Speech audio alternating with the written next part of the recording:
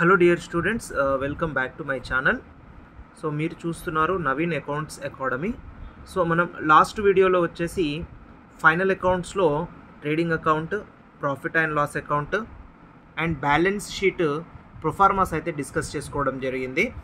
అయితే మనము ఫైనల్ అకౌంట్స్లో భాగంగానే ఈ వీడియోలో వచ్చేసి చాలా ఇంపార్టెంట్ టాపిక్ ఏంటంటే అడ్జస్ట్మెంట్స్ ఇన్ ఫైనల్ అకౌంట్స్. అయితే మనకు ఫైనల్ అకౌంట్స్లో ఏమేం ప్రిపేర్ చేయాలనేది లాస్ట్ వీడియో వరకు నేర్చుకున్నాం కదా. Trading account, profit and loss account, balance sheet. అయితే దాంతోపాటు one of the most important part of final accounts is adjustment. అయితే అడ్జస్ట్మెంట్స్ అంటే ఏంటి, అయితే ఏ టైప్ ఆఫ్ అడ్జస్ట్మెంట్స్ ఉంటాయి, వాటిని మనం ఫైనల్ అకౌంట్స్లో ఎలా రికార్డ్ చేయాలి అనేది మనం ఈ వీడియోలో తెలుసుకుందాం. అయితే వీడియో స్టార్ట్ చేసే ముందు మన ఛానల్ని ఇంకా ఎవరైనా సబ్స్క్రైబ్ చేసుకోకపోతే ఇమీడియట్గా సబ్స్క్రైబ్ చేసుకోండి. అకౌంట్స్ రిలేటెడ్గా ఆల్ టాపిక్స్ ఇందులో అప్లోడ్ చేయబడతాయి. Intermediate, degree, PG all accountancy topic ఇందులో కవర్ చేయడం జరుగుతుంది. సో ఒకసారి మనం టాపిక్ దగ్గరకు వచ్చేస్తే ఈ అడ్జస్ట్మెంట్ అనేది ఏంటి, దీంట్లో ఏ టైప్ ఆఫ్ అడ్జస్ట్మెంట్స్ ఉంటాయి. అయితే ఇక్కడ అడ్జస్ట్మెంట్ అనేది మనకు కొంచెం లెంతీ టాపిక్. సో దీన్ని పార్ట్స్గా డివైడ్ చేసి వీడియో చేస్తాను నేను. సో ఫస్ట్ ఇందులో వచ్చేసి మనం అడ్జస్ట్మెంట్ డెఫినేషన్ చూస్తే ఒక్కసారి జాగ్రత్తగా గమనించండి. వీడియోని మీరు స్కిప్ చేయకుండా లాస్ట్ వరకు చూడండి. ఎందుకంటే అడ్జస్ట్మెంట్స్ అనేవి మీరు చాలామంది బైహార్ట్ చేయడం జరుగుతుంది. బైహార్ట్ చేయకుండా దీన్ని మీరు ఇన్డెప్త్గా నేర్చుకుంటే సబ్జెక్ట్ అనేది మీకు చాలా గెయిన్ అవ్వడం అవుతుంది, యూస్ఫుల్ కూడా ఉంటుంది. ఫర్దర్గా మీరు ఎక్కడైనా అకౌంటెంట్ జాబ్ చేయడానికి పోయినప్పుడు కూడా మీకు చాలా యూజ్ అవుతుంది. కాబట్టి ఎగ్జామ్స్ కోసం బైహార్ట్ చేయడం అనేది చేయకండి, నేర్చుకోండి ఇన్డెప్త్గా. సో అది నేను ఇవ్వడానికి ట్రై చేస్తాను. రైట్, అడ్జస్ట్మెంట్ అంటే ఏంటంటే ఒకసారి చూడండి. An addition or subtraction of the amounts from the relevant items in trading, profit and loss account and balance sheet is called as adjustment. Okay, నేను ఇది ఎక్స్ప్లెయిన్ చేస్తాను చూడండి. అడ్జస్ట్మెంట్ అనేది ఏంటంటే ఇక్కడ చూడండి, trading account, profit and loss account and balance sheet, ఈ మూడు మీకు తెలుసు కదా. Trading account, profit and loss account, balance sheet. ఇందులో రిలవెంట్ ఐటమ్స్ ఏవైతే ఉంటాయో ఆ ఐటమ్స్కి ఏం చేయాలంట, మోస్ట్ ఇంపార్టెంట్ చూడండి, ఒకటి యాడ్ అన్నా చేయాలి, లేకపోతే సబ్ట్రాక్షన్ అన్నా చేయాలన్నమాట. ఓకే కదా. సో అడ్జస్ట్మెంట్ అంటే మోస్ట్ ఇంపార్టెంట్ ఏంటంటే ఒకటి యాడ్ అన్నా చేయాలి, లేకపోతే సబ్ట్రాక్షన్ అన్నా చేయాలి. దేనికి, రిలవెంట్ ఐటమ్స్కి. అయితే నేను మీకు ఎగ్జాంపుల్స్ చెప్పేటప్పుడు చెప్తాను రిలవెంట్ ఐటమ్స్ అంటే ఏంటో. ప్రస్తుతానికైతే మీరు అడ్జస్ట్మెంట్స్ అంటే ఏంటంటే ట్రేడింగ్ అకౌంట్ కానీ, ప్రాఫిట్ అండ్ లాస్ అకౌంట్ కానీ, బ్యాలెన్స్ షీట్లో కానీ రిలవెంట్ ఐటమ్స్కి యాడ్ కానీ సబ్ట్రాక్ట్ కానీ చేసే వాటిని అడ్జస్ట్మెంట్స్ అంటారనమాట. ఓకే కదా. అంటే అడ్జస్ట్మెంట్ని మనం సింపుల్గా ఏం చేయొచ్చు, ఒకటి యాడ్ అన్నా చేస్తాం, లేదంటే సబ్ట్రాక్షన్ అన్న చేస్తాం అనమాట. యాడ్ కానీ సబ్ట్రాక్షన్ కానీ చేస్తాం. ఇది గుర్తుపెట్టుకోండి, చాలా ఇంపార్టెంట్ పాయింట్. తర్వాత ఇప్పుడు ఒకసారి చూడండి, ఇది రికార్డ్ చేసేటప్పుడు మీరు ఏం చేయాలంటే అడ్జస్ట్మెంట్ని మనము ప్రాబ్లంలో 2 times రికార్డ్ చేయాలి. ఈ రూల్ గుర్తుపెట్టుకోండి మీరు. అడ్జస్ట్మెంట్ని మన ప్రాబ్లంలో ఎన్నిసార్లు రికార్డ్ చేయాలి, 2 times రికార్డ్ చేయాలి. అదే ఒకవేళ అడ్జస్ట్మెంట్ మనకు ట్రయల్ బ్యాలెన్స్లో ఇచ్చినప్పుడు మాత్రం 1 time రికార్డ్ చేయాలన్నమాట. ఓకేనా. ఐ రిపీట్, అడ్జస్ట్మెంట్లో ఇచ్చినప్పుడేమో 2 times రికార్డ్ చేయాలి, ట్రయల్ బ్యాలెన్స్లో ఇచ్చినప్పుడు 1 time రికార్డ్ చేయాలి. మరి ఇది ఏంటి సార్, అడ్జస్ట్మెంట్ అంటే మనం ఎక్కడ గుర్తుపట్టాలి, ట్రయల్ బ్యాలెన్స్ అంటే ఎట్లా గుర్తుపట్టాలి, నేను మీకు ఇక్కడ ప్రాక్టికల్గా చూపిస్తా చూడండి. ఇప్పుడు ఒక ప్రాబ్లం ఉంది ఇక్కడ. ఈ ప్రాబ్లంలో వచ్చేసి మీరు చూడండి, ఇది ట్రయల్ బ్యాలెన్స్. ఇది చూడండి, ట్రయల్ బ్యాలెన్స్ ఇచ్చాడు కదా, ఇది ట్రయల్ బ్యాలెన్స్ ఇది. ఓకే కదా. సో ఇప్పుడు ఈ ట్రయల్ బ్యాలెన్స్లో ఇచ్చిన ఈ ప్రతి ఇన్ఫర్మేషన్ ఏదైతే ఉంటుందో ఇది మనము 1 time రికార్డ్ చేయాలి. ఫైనల్ అకౌంట్స్లో 1 time రికార్డ్ చేయాలి. ఒకసారి కింద చూడండి, మీకు అడ్జస్ట్మెంట్స్ అని కనబడుతుందా ఇక్కడ. సో ఎప్పుడైతే ట్రయల్ బ్యాలెన్స్కి బయట అడ్జస్ట్మెంట్లో ఇచ్చిన ఈ ఇన్ఫర్మేషన్ని మనము 2 times రికార్డ్ చేయాలన్నమాట. ఇదొకటి మీరు బాగా గమనించండి. ట్రయల్ బ్యాలెన్స్లో ఇచ్చిన ఇన్ఫర్మేషన్ ఏదైతే ఉంటుందో, ఈ పర్టికులర్స్ ఏవైతే ఉంటాయో ఫైనల్ అకౌంట్స్లో మనం 1 time రికార్డ్ చేయాలి. అలా కాకుండా అడ్జస్ట్మెంట్లో ఇచ్చినటువంటి ఈ కంటెంట్ ఏదైతే ఉందో దీన్ని మనము ఫైనల్ అకౌంట్స్లో 2 times రికార్డ్ చేయాలన్నమాట. సో ఆ విధంగా ఇక్కడ అడ్జస్ట్మెంట్స్ అనేవి ఏమేమి ఉంటాయి, వాటిని ఎక్కడెక్కడ రికార్డ్ చేయాలనేది చూద్దాం. ఓకే కదా. సో మనకి ఇక్కడ టైప్స్ చూసుకున్నట్లయితే ఫస్ట్ అడ్జస్ట్మెంట్ ఏంటి? Closing stock. What is the first adjustment మా? Closing stock. అయితే క్లోజింగ్ స్టాక్ని ఎక్కడెక్కడ రికార్డ్ చేయాలి అనేది తెలుసుకునే కన్నా ముందు అసలు క్లోజింగ్ స్టాక్ అంటే ఏంటి మీకు తెలియాలి. ఫస్ట్ చూడండి అమ్మ, క్లోజింగ్ స్టాక్ అంటే ఏంటంటే సింపుల్గా అన్సోల్డ్ స్టాక్ అనమాట. అన్సోల్డ్ స్టాక్ అంటే సేల్ అవ్వకుండా మిగిలిపోయిన స్టాక్ని మనం క్లోజింగ్ స్టాక్ అంటాం అనమాట. ఇప్పుడు మనకు ఫైనాన్షియల్ ఇయర్ ఉంది కదండి, ఏప్రిల్ 1కి స్టార్ట్ అయ్యి మార్చ్ 31 వరకు మనం 1 ఫైనాన్షియల్ ఇయర్ అంటాం అనమాట. సో ఇయర్ ఎండింగ్లో అంటే మార్చ్ 31 వరకు ఇయర్ ఎండింగ్లో మన దగ్గర మిగిలిపోయిన స్టాక్ సేల్ అవ్వకుండా మిగిలిపోయిన స్టాక్ని మనం క్లోజింగ్ స్టాక్ అని అంటాం అనమాట. అయితే దీన్ని ఏం చేస్తాం మరి? ఏం లేదండి, సింపుల్గా దీన్ని నెక్స్ట్ ఫైనాన్షియల్ ఇయర్కి ట్రాన్స్ఫర్ చేస్తాం అనమాట. అందుకే మీరు బాగా గమనించండి, ఇప్పుడు కరెంట్ ఇయర్ క్లోజింగ్ స్టాక్ అనేది నెక్స్ట్ ఇయర్కి ఏమవుతుంది? ఓపెనింగ్ స్టాక్ అవుతుంది. అయితే నెక్స్ట్ ఇయర్కి ఓపెనింగ్ స్టాక్ అవుతుంది, అది జస్ట్ గుర్తుపెట్టుకోండి. కానీ ఇక్కడ మనం డిస్కస్ చేసే దేని గురించి? క్లోజింగ్ స్టాక్ గురించి. అన్సోల్డ్ స్టాక్నే మనం క్లోజింగ్ స్టాక్ అంటాం. సో ఫైనాన్షియల్ ఇయర్ ఎండింగ్లో మనకు చేతిలో మిగిలిపోయినటువంటి స్టాక్ని క్లోజింగ్ స్టాక్ అంటాం. ఇదేం వేస్ట్ కాదు, దీన్ని వదిలేయం, నెక్స్ట్ ఇయర్కి ట్రాన్స్ఫర్ చేస్తాం. కానీ కరెంట్ ఇయర్ మాత్రం ఇదేంటి? అన్సోల్డ్ స్టాక్, మిగిలిపోయింది ఇది. సో ఎప్పుడైతే మనకు క్లోజింగ్ స్టాక్ అనేది ఇట్లా అడ్జస్ట్మెంట్లో చూడండి, అడ్జస్ట్మెంట్లో ఇట్లా ఇస్తాడు క్లోజింగ్ స్టాక్, ఇక్కడ వచ్చి 34,500 ఇట్లా అడ్జస్ట్మెంట్లో ఇచ్చినప్పుడు మనం దీన్ని ఏం చేయాలంటే 2 టైమ్స్ రికార్డ్ చేయాలి. గుర్తుపెట్టుకోండి, ఎన్ని టైమ్స్? 2 టైమ్స్ రికార్డ్ చేయాలన్నమాట. అయితే ఎక్కడెక్కడ రికార్డ్ చేయాలి? డెఫినేషన్లో చెప్పాను కదా, ట్రేడింగ్ కానీ, ప్రాఫిట్ అండ్ లాస్ అకౌంట్ కానీ, బ్యాలెన్స్ షీట్ కానీ, ఈ మూడిట్లో ఎక్కడైనా రికార్డ్ చేయాలి. అది ఒక రూల్ ఉంటుంది, మన ఇష్టం ఉన్నట్టు రికార్డ్ చేయొద్దు మళ్ళీ. ఓకే, సో మరి క్లోజింగ్ స్టాక్ని ఎక్కడెక్కడ రికార్డ్ చేయాలి? అడ్జస్ట్మెంట్లో ఇచ్చినప్పుడు 2 టైమ్స్ అన్నాం కాబట్టి క్లోజింగ్ స్టాక్ని ఎక్కడెక్కడ రికార్డ్ చేయాలంటే జాగ్రత్తగా చూడండి. Closing stock should show on the credit side. చూస్తున్నారమ్మా? Credit side of trading account. Okay కదా, ఫస్ట్ టైం ఎక్కడ రాయాలంట? Credit side of trading account. Trading అకౌంట్కి క్రెడిట్ సైడ్ రికార్డ్ చేయాలి. మళ్ళీ ఇమీడియట్గా సెకండ్ ఏం చేయాలంట? Show on the asset side of balance sheet. Shown on the asset side of the balance sheet. Okay, so ఇక్కడ ఈ 2 పాయింట్స్ని మనం క్లోజింగ్ స్టాక్ అనేది అడ్జస్ట్మెంట్లో ఇచ్చినప్పుడు ఎలా రికార్డ్ చేయాలో గుర్తుపెట్టుకోండి. Credit side of trading account, asset side of the balance sheet. Okay, తర్వాత if closing stock given in trial balance. Trial balance అని ఇందాక చెప్పాను కదా, ఒకవేళ ఈ బాక్స్లో ఇచ్చినప్పుడు క్లోజింగ్ స్టాక్ అనేది మనకు ఒక్కొక్కసారి ఏం చేస్తారంటే బాక్స్లో కూడా ఇస్తూ ఉంటాడు. ఇన్ కేస్ ఒకవేళ మనకి ఈ క్లోజింగ్ స్టాక్ అనేది ఎప్పుడైతే ట్రయల్ బ్యాలెన్స్లో ఇస్తాడు, పైన చూడండి ట్రయల్ బ్యాలెన్స్ అన్నప్పుడు ఎన్నిసార్లు రాయమన్నాను? 1 టైమే రాయమన్నాను కదా. 1 టైం అంటే ఎక్కడ రాయాలనేది ఇంపార్టెంట్ ఇక్కడ.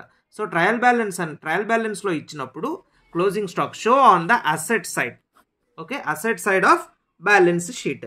అంటే ట్రయల్ బ్యాలెన్స్లో ఇచ్చినప్పుడు మనము ట్రేడింగ్ అకౌంట్లో రాయొద్దు, ఇంకా ఓన్లీ ఎక్కడ రాయాలి? బ్యాలెన్స్ షీట్లో మాత్రమే రాయాలి, asset side of balance sheet.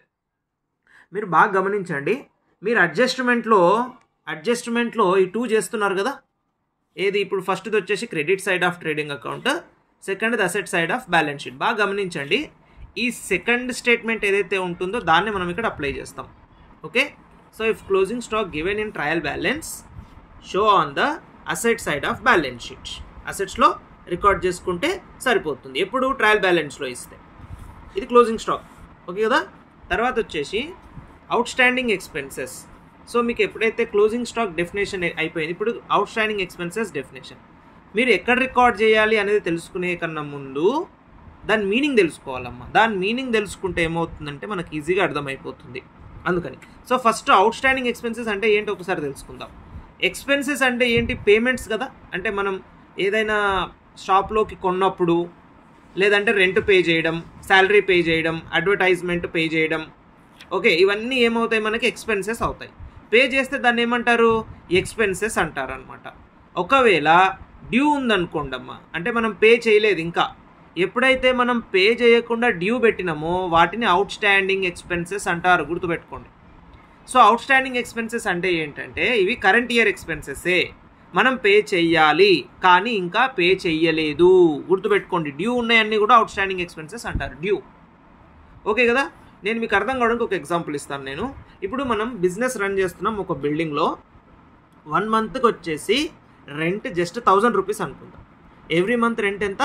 1000 rupees అనుకుందాం. ఇప్పుడు 1000 రూపీస్ మనకి ఎక్స్పెన్సెస్ కదా. మరి 1 ఇయర్కి ఎంత అవుతుంది? 1 మంత్కి 1000, 1 మంత్కి 1000. మరి 12 మంత్స్కి ఎంత? 1 ఇయర్ అంటే 12 మంత్స్కి 12,000 కదా, 12,000 కదా, రైట్. అయితే మనం ఏం చేసినాం, జస్ట్ 10,000 పే చేసినాం. యాక్చువల్గా 12,000 పే చేయాలి మనం. మార్చ్ 31 1 ఇయర్ అయిపోయింది, 12,000 పే చేయాలి. కానీ ఎంత పే చేసినాం? 10,000 పే చేసినాం. 10,000 ఇంకెంత పే చేయాలి? 2,000 పే చేయాలి. అర్థమవుతుందా? సో 10,000 అనేది మనకేంటి? ఎక్స్పెన్స్. పే చేసినాం, ఆల్రెడీ పే చేసినాం. 10,000 అనేది ఏంటి? ఎక్స్పెన్స్. ఇంకెంత మిగిలింది? 2,000 మనం పే చేయలేదు కదా, 2,000 అవుట్ స్టాండింగ్ ఎక్స్పెన్స్ అది. సో అవుట్ స్టాండింగ్ ఎక్స్పెన్సెస్ అంటే ఏంటంటే డ్యూ ఉన్నదాన్ని మనం అవుట్ స్టాండింగ్ ఎక్స్పెన్సెస్ అంటాం అనమాట. అయితే ఇక్కడ గుర్తుపెట్టుకోండి, మీరు పే చేసినా పే చేయకపోయినా కరెంట్ ఇయర్ అమౌంట్ మొత్తం రికార్డ్ చేయాలి. సార్ నేను 10,000 పే చేసినా, నేను 10,000 రికార్డ్ చేస్తా కాదు. 100% ఈ 1 ఫైనాన్షియల్ ఇయర్ అమౌంట్ ఎంతనో అది మొత్తం రికార్డ్ చేయాలి. కాకపోతే 10,000 ఏమో ఎక్స్పెన్స్ లాగా రాయాలి, 10,000 ఏమని రాయాలి? ఎక్స్పెన్స్ లాగా రాయాలి. 2,000 ఏమో అవుట్ స్టాండింగ్ ఎక్స్పెన్స్ లాగా షూ చేయాలి సపరేట్గా. 10,000 ఏమో పేమెంట్ అయింది, 2,000 ఏమో ఇంకా పే కాలే, అవుట్ స్టాండింగ్ ఎక్స్పెన్స్. అర్థమవుతుంది కదా.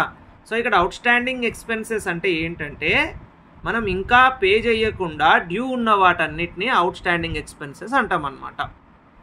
అవుట్ స్టాండింగ్ ఎక్స్పెన్సెస్ రికార్డ్ చేయాలా? ఎస్, ఇది రికార్డ్ చేయాలి. ఎందుకంటే కరెంట్ ఇయర్ది మనం పే చేయాలి, డ్యూ ఉన్నాం కాబట్టి పే చేయాలి ఖచ్చితంగా.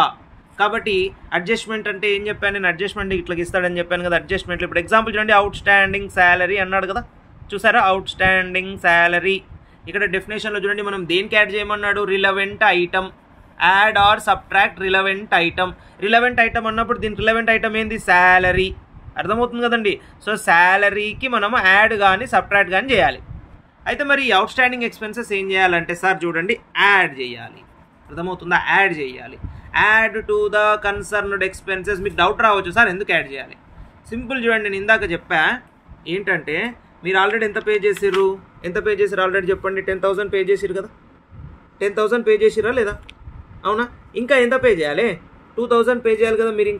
ఇంకా 2,000 పే చేయాలా వద్దా? నేనేం చెప్పాను? నేను మీరు పే చేసినా పే చేయకపోయినా టోటల్ అమౌంట్ రికార్డ్ చేయాలని చెప్పాను నేను. ఎందుకంటే ఇది అక్రూయల్ కాన్సెప్ట్ చెప్తుంది మనకి రూల్. అక్రూయల్ కాన్సెప్ట్ ప్రకారం ఏంటంటే పెండింగ్ ఉన్న, డ్యూ ఉన్న current year full details record చేయాలని మనకు అక్రూయల్ కాన్సెప్ట్ చెప్తుంది. అక్రూయల్ కాన్సెప్ట్ ప్రకారమే మనం ఇది చేయడం జరుగుతుంది అనమాట. ఇప్పుడు టోటల్ రెంట్ ఎంత? 12,000. ఎంత పే చేసిర్రు? 10,000. ఇంకా పెండింగ్ ఎంత? 2,000. కాబట్టి 2,000 దీనికి యాడ్ చేస్తే 12,000 అవుతుంది. అందుకని యాడ్ చేయాలి. చూడండి, add to the concerned expenses. Add చేయాలి. యాడ్ చేసిరు. ఎంత యాడ్ చేసిరు? 2,000 యాడ్ చేసిరు కదా. యాడ్ చేసిన తర్వాత ఏమంటున్నాడు? Show on the liability side of the balance sheet. ఇప్పుడు ఇందులో అవుట్ స్టాండింగ్ ఎక్స్పెన్స్ ఎంత? 2,000 కదా. అయితే ఈ 2,000 దీనికి యాడ్ చేసినాం. సెకండ్ టైం ఏం చేయమంటుండు? Liability side తీసుకపోమంటుండు. ఎందుకంటే ఇది మనకు లైబిలిటీ కిందకి ఇంకా పే చేయాలి కదా, మనం చేయలేదు కదా. అవునా కదా? అప్పులాగానే కదా, మనం ఇంకా 2,000 కట్టలేదు మనం ఇంకా. అర్థమవుతుంది కదా. కొంచెం ఫోకస్ చేయండి. కావాలంటే వీడియో రిపీటెడ్గా వినండి. చాలా చాలా ఇంపార్టెంట్ టాపిక్.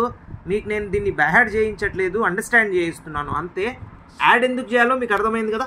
యాడ్ ఎందుకు చేయాలి అంటే కరెంట్ ఇయర్ది ఇంకా పే చేయలేదు, పే చేసినా పే చేయకపోయినా మనం కట్టాలి. కాబట్టి ఆల్రెడీ ఎంత కట్టినాం? 10,000. ఇంకా పెండింగ్ ఎంత ఉంది దాన్ని కలుపుకొని రికార్డ్ చేయాలి. 12,000 రికార్డ్ చేస్తాం. అయితే ఈ 2,000 ఏదైతే ఉంటుందో ఈ 2,000 మనకేమవుతుంది? బిజినెస్కి ఏమవుతుంది? లోన్, లైబిలిటీ అవుతుంది కదా. ఇంకా మనం పే చేయలేదు కదా. పే చేయలేదు కాబట్టి మనం ఎవరికైనా అమౌంట్ పే చేయాల్సి ఉంటే దాన్ని ఏమంటాం? లోన్ అంటాం. కాబట్టి liability side of the balance sheet. సింపుల్గా బ్యాలెన్స్ షీట్లో లైబిలిటీ సైడ్ రాస్తే సరిపోతుంది అనమాట. మరొకవేళ దీన్ని ట్రయల్ బ్యాలెన్స్లో ఇస్తే చూడండి, ఇందాక చెప్పాను ఇంకో ట్రయల్ బ్యాలెన్స్. ఇట్లా ట్రయల్ బ్యాలెన్స్లో ఇస్తాడు మనకి. ఇక్కడ ట్రయల్ బ్యాలెన్స్లో ఇస్తాడు. ఇక్కడ క్రెడిట్ సైడ్ ఇస్తాడు. ఇస్తే ఒకవేళ ఈ ప్రాబ్లంలో ఇవ్వలేడు, క్రెడిట్ సైడ్ ఇస్తాడు. ఇచ్చినప్పుడు ఏం చేయాలి సార్? మరి ట్రయల్ బ్యాలెన్స్లో ఇచ్చినప్పుడు ఏం చేయాలి? ఓన్లీ 1 టైం అన్నాను కదా. చూడండి, ట్రయల్ బ్యాలెన్స్లో ఇచ్చినప్పుడు ఓన్లీ 1 టైం. సో 1 టైం కాబట్టి show on the liability side అంటే ఓన్లీ లైబిలిటీ సైడే. ఎందుకు ఓన్లీ 1 టైం అంటే ట్రయల్ బ్యాలెన్స్లో ఇచ్చినప్పుడు మనం అడ్జస్ట్మెంట్ చేయొద్దు. ట్రయల్ బ్యాలెన్స్లో ఇచ్చినప్పుడు అడ్జస్ట్మెంట్ చేయొద్దు. అడ్జస్ట్మెంట్ అంటే ఏంటి? యాడ్ కానీ సబ్ట్రాక్ట్ కానీ చేయాలి. ట్రయల్ బ్యాలెన్స్లో ఇచ్చినప్పుడు ఓన్లీ రికార్డ్ చేయాలి. చూడండి, అడ్జస్ట్మెంట్లో ఇచ్చినప్పుడు ఏం చేయాలి? యాడ్ కానీ సబ్ట్రాక్ట్ కానీ చేయాలి. ట్రయల్ బ్యాలెన్స్లో ఇచ్చినప్పుడు ఓన్లీ రికార్డ్ చేయాలన్నమాట. అందుకని మనం ట్రయల్ బ్యాలెన్స్లో ఇచ్చినప్పుడు ఏం చేస్తున్నామంటే ఈ యాడ్ కానీ సబ్ట్రాక్ట్ కానీ చెయ్యము, ఓన్లీ రికార్డ్ చేస్తాం. Show on the liability side. నేను చెప్పాను ఆల్రెడీ అవుట్ స్టాండింగ్ ఎక్స్పెన్స్ అనేది మనకి ఏమవుతుంది, లైబిలిటీ అవుతుంది. అందుకని liability side of the balance sheet. Okay, clear కదమ్మా? అవుట్ స్టాండింగ్ ఎక్స్పెన్సెస్ క్లియర్ కదా? మీకు దీనిపైన ఇంకా ఏమైనా పర్సనల్గా డౌట్స్ ఉన్నాయి, దీని పాయింట్ ఆఫ్ వ్యూలో ఇది ఎందుకు ఇట్లా అవుతుంది, అది ఎందుకు ఇట్లా అవుతుంది అని చెప్పి మీరు అడగాలనుకుంటే కమెంట్ బాక్స్లో మీరు నిరభ్యంతరంగా అడగొచ్చు. నేను ప్రతిదానికి నీకు రిప్లై ఇస్తాను. ఓకేనా? నెక్స్ట్ వచ్చేసి ప్రీపెయిడ్ ఎక్స్పెన్సెస్. ఇందాకేంటి అవుట్ స్టాండింగ్ ఎక్స్పెన్సెస్ అయిపోయింది, ఇప్పుడు ప్రీపెయిడ్ ఎక్స్పెన్సెస్. అయితే అవుట్ స్టాండింగ్ ఎక్స్పెన్స్ అంటే ఏం చెప్పాను? Outstanding expenses the expenses which are related to the current year but not yet paid. Current ఇయర్వి కానీ ఇంకా మనం పే చెయ్యలేదు, చెయ్యాలి యాక్చువల్గా, అది మన రెస్పాన్సిబిలిటీ పే చెయ్యాలి, చేయలేదు. అయితే ఇక్కడ ప్రీపెయిడ్ ఎక్స్పెన్సెస్ అంటే ఏంటంటే మనము అడ్వాన్స్ పే చేస్తే దాన్ని ప్రీపెయిడ్ ఎక్స్పెన్సెస్ అంటారు. అడ్వాన్స్ అంటే కరెంట్ ఇయర్ది పే చేసి నెక్స్ట్ ఇయర్ది కూడా పే చేస్తే దాన్ని ప్రీపెయిడ్ ఎక్స్పెన్సెస్ అంటారు. ప్రీపెయిడ్ పేరులో ఉంది చూడండి, ప్రీ అంటే ముందే పే చేయడం. ఇందాక నేను మీకు ఇచ్చిన ఎగ్జాంపుల్లో రెంట్ ఎంత అండి, 12,000 కదా, 12,000 రెంట్, అవునా కదా? అయితే మనం ఏం చేసినాం, ఈ ఇయర్ ఏం చేసినామంటే 24,000 పే చేసేసినాం. అర్థమవుతుందండి? సో ఎంత పే చేసినాం, 24,000. మరి 24,000 పే చేసినప్పుడు 24,000 రికార్డ్ చేస్తామా, లేదంటే ఓన్లీ కరెంట్ ఇయర్ది రికార్డ్ చేస్తామా? కరెంట్ ఇయర్ది మాత్రమే రికార్డ్ చేయాలి. గుర్తుపెట్టుకోండి, కరెంట్ ఇయర్ది మాత్రమే రికార్డ్ చేయాలి. మీరు 12,000 పే చేయాల్సింది 24,000 పే చేసి ఎంత ఎక్స్ట్రా పే చేసిరు చెప్పండి? ఎంత ఎక్స్ట్రా పే చేసిరు? 12,000 ఎక్స్ట్రా పే చేసిరు. ఆ 12,000 ప్రీపెయిడ్ అవుతుంది. అది రాయొద్దు, అది రికార్డ్ చేయొద్దు. కాబట్టి ఏం చేయాలి, డిడక్ట్ చేయాలి. గుర్తుపెట్టుకోండి, డిడక్ట్ చేయాలి. ఎందుకంటే మీరు పే చేసిన ఎక్స్పెన్స్ ఏదైతే ఉంటుందో అది నెక్స్ట్ ఇయర్ది. నేనేం చెప్తున్నానంటే ఇక్కడ చూడండి జాగ్రత్తగా, కరెంట్ ఇయర్ రెంట్ ఎంత, 12,000. కరెంట్ ఇయర్ రెంట్ ఎంత, 12,000. కానీ మీరు ఎంత పే చేసిరు అంత, 24,000 పే చేసిరంటండి. ఎంత పే చేసిరు? ఎగ్జాంపుల్ చెప్తున్నాను, జస్ట్ 24,000 అంటే మీరు ఎక్స్ట్రా ఎంత పే చేసిరు, 12,000 పే చేసిరు. అర్థమవుతుందా? అయితే మీరు టోటల్ పే చేసింది ఎంత, 24,000. దీంట్లో ప్రీపెయిడ్ ఎంత, 12,000 ప్రీపెయిడ్ అంటే నెక్స్ట్ ఇయర్ది. కాబట్టి ఇప్పుడు ఈ 12,000 మనం ఇందులో మైనస్ చేయాలి. ఎందుకంటే దీంట్లో 2 ఇయర్స్ది కలిసి ఉంది కదా, 2 ఇయర్స్ది ఉంది ఇందులో.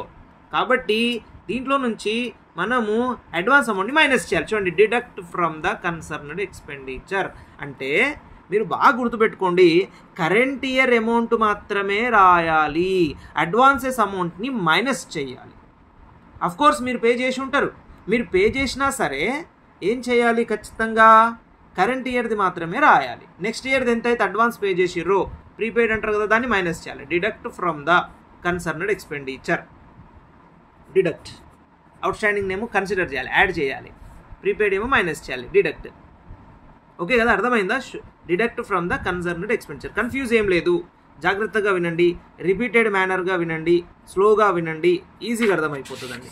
తర్వాత సెకండ్ టైం ఏమంటున్నారు చూడండి, దీన్ని shown on the assets side of balance sheet.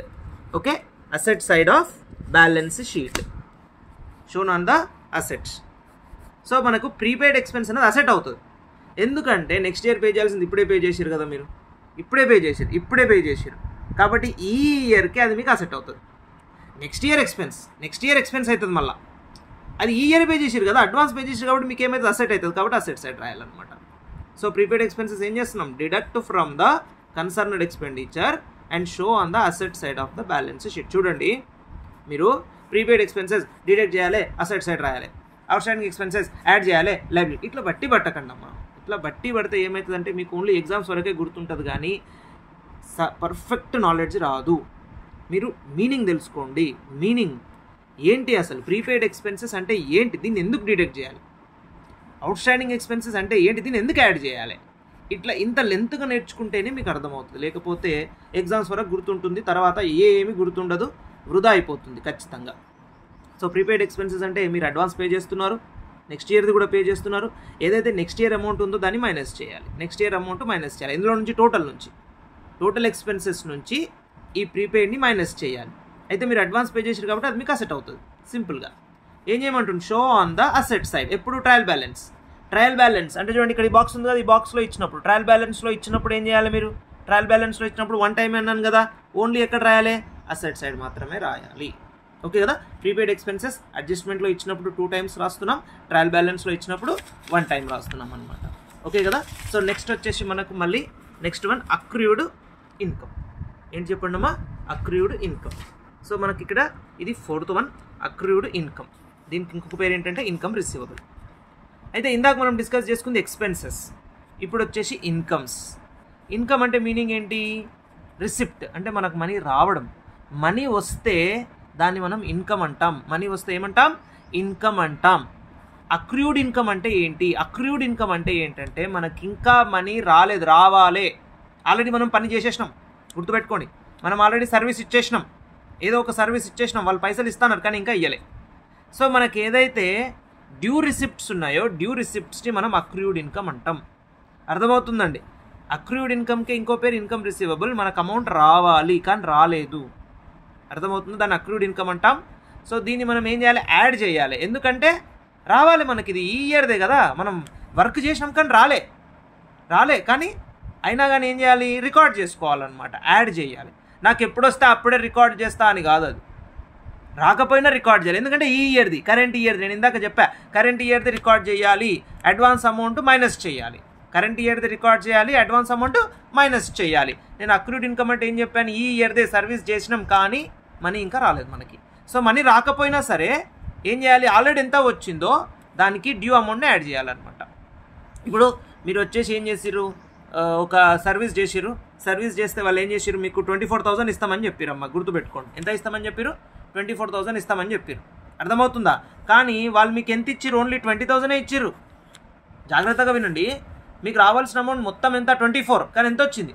20 వచ్చింది. అర్థమవుతుందా? ఎంత వచ్చింది? 20 వచ్చింది. ఇంకెంత రావాలి?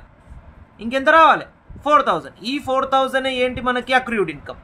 అక్రూడ్ ఇన్కమ్ అంటే ఇంకా రాలే, 20 వచ్చింది. వింటున్నారా? మొత్తం 20 వచ్చింది, ఇంకెంత రావాలి? 4,000. ఇంకా మీకు రావాల్సిన అమౌంట్ పెండింగ్ ఉంది, అక్రూడ్ ఇన్కమ్ రిసీవబుల్, ఇంకా రావాలి. కాబట్టి ఈ 4,000 ఏం చేయాలి? మీకు ఆల్రెడీ వచ్చిన దానికి యాడ్ చేయాలి. సో కాబట్టి మొత్తం 24,000 అవుతుంది అనమాట. యాడ్ చేసిన తర్వాత దీన్ని ఎక్కడ రాసుకోవాలి? అసెట్.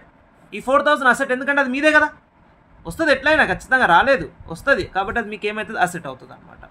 యాడ్ చేయండి, అసెట్ సైడ్ రాయండి. ట్రయల్ బ్యాలెన్స్లో ఇచ్చినప్పుడు ఏం చేయాలి? ఓన్లీ 1 టైమే కాబట్టి అసెట్ సైడ్ రాసుకోండి, asset side of the balance sheet. Meaning ఒకటి అర్థం చేసుకోండి అమ్మా, సింపుల్. తర్వాత ఇన్కమ్ రిసీవ్డ్ ఇన్ అడ్వాన్స్. చూడండి, అడ్వాన్స్ అన్నాడు, మీరు ఈజీగా గుర్తుపెట్టుకోండి. అడ్వాన్స్ అంటే మీనింగ్ ఏంటంటే మీరు వర్క్ చేయలేదు, వాడు ముందే ఇచ్చిపోయింది మీకు పైసలు. వింటున్నారా? ఇక్కడ ఏమైంది? అక్రూడ్ ఇన్కమ్లో వర్క్ చేసిరు కానీ పైసలు రాలే, కానీ ఇక్కడ ఏమైంది? పైసలు వచ్చేసినాయి, అడ్వాన్స్ తీసుకున్నారు కానీ ఇంకా మీరు పని చేయలేదు. చూడండి, ఇది మైనస్ చేయాలండి, ఎందుకంటే ఇది నెక్స్ట్ ఇయర్ది అనుకోవాలన్నమాట. అడ్వాన్స్ అంటే నెక్స్ట్ ఇయర్ది, కాబట్టి దీన్ని ఏం చేయాలంటే డిడక్ట్ చేయాలి. Deduct from the concerned income. ఇది లైబిలిటీ అవుతుంది, ఎందుకంటే మీరు ఇంకా బాకీ పడ్డారు, పని చేయలేదు మీరు ఇంకా. అర్థమైందా? అమౌంట్ తీసుకున్నారు అడ్వాన్స్, కానీ ఇంకా మీరు పని చేయలేదు అంటే మీరు బాకీ పడ్డట్టే కదా, అవునా కదా? కాబట్టి లైబిలిటీ సైడ్ రాసుకోవాలన్నమాట. డిడక్ట్ చేయాలి, ఇది రికార్డ్ చేయొద్దు. మీకు ఆల్రెడీ ఎంత వచ్చిందో దాంట్లో అడ్వాన్స్ అమౌంట్ మైనస్ చేయాలి, ఆ వచ్చిన అమౌంట్ మీకు లైబిలిటీ అవుతుంది అనమాట. ట్రయల్ బ్యాలెన్స్లో ఇస్తే ఏం చేయాలి? దీన్ని ఓన్లీ లైబిలిటీ సైడ్ మాత్రమే రాసుకోవాలన్నమాట. ఓకే కదా? సో ఇది కొంచెం లెంతీగా ఉంటుంది, అడ్జస్ట్మెంట్స్ అనేవి కొంచెం రిస్క్తోనే ఉంటాయి. సో ఫోకస్ చేయండి, ఈజీగానే అర్థమవుతాయి. సో మనం ఈ వీడియోలో వచ్చేసి only closing stock, out standing expenses, prepaid expenses, accrued income and income received in advance, ఈ 5 అడ్జస్ట్మెంట్స్ మాత్రమే నేర్చుకున్నాం.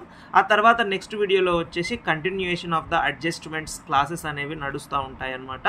సో ఈ వీడియో కానీ మీకు నచ్చినట్టయితే దీన్ని లైక్ చేయండి, షేర్ చేయండి. మన ఛానల్ ఇంకా సబ్స్క్రైబ్ చేయకపోతే వెంటనే సబ్స్క్రైబ్ చేసుకోండి, క్లాసెస్ కంటిన్యూ అవుతానే ఉంటాయి. Thank you for watching. Thank you.